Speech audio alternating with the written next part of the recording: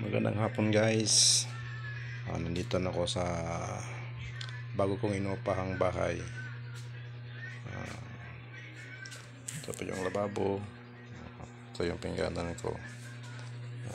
Ito pa yung kalan ko, yung kaldero. Yan din yung grape ko.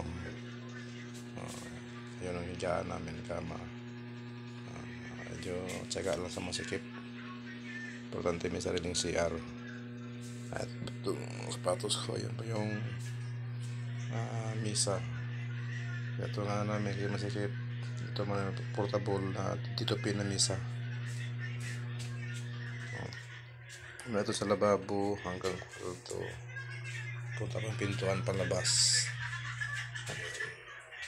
Ito pa yung mga outlet. Ito pa yung CR.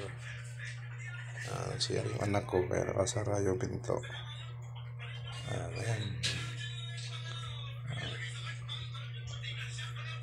Kasi nahirapan ko sa Antipolo, sobrang layo. Buong bahay malaki pero napakalayo. At magka-college ng anak ko, medyo okay na ho ito. Prante may matirhan.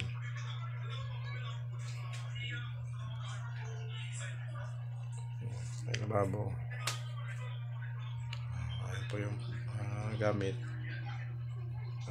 Hindi pa naubos yung ginamos ko galing sa Liti kasi nagbakasyon ko sa Liti. Ayan po yung naka-para toppings. Ginamos po yan.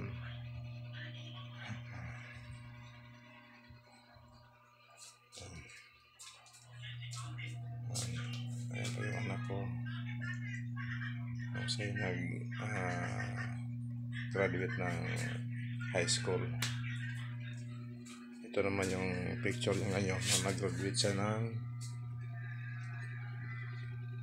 K-12 nasa valedictorian, at sa darating na August siya ay college na. Ito po yung electric pan namin, portable lang.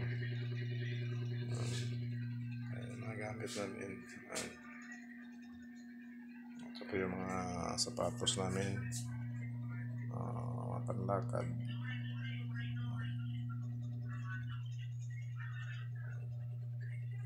Ito yung Adidas ko, Nike ko. Ito Nike din po ito. Ito naman New Balance.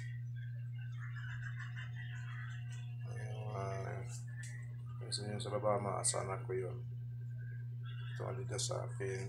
Yung isang Nike niya sa anak ko. Yung katabi New Balance sa akin. Saka ito. Gagamit yun ng panlakad. Ito yung helmet namin. Ito yung pintuan pag lumalabas kami.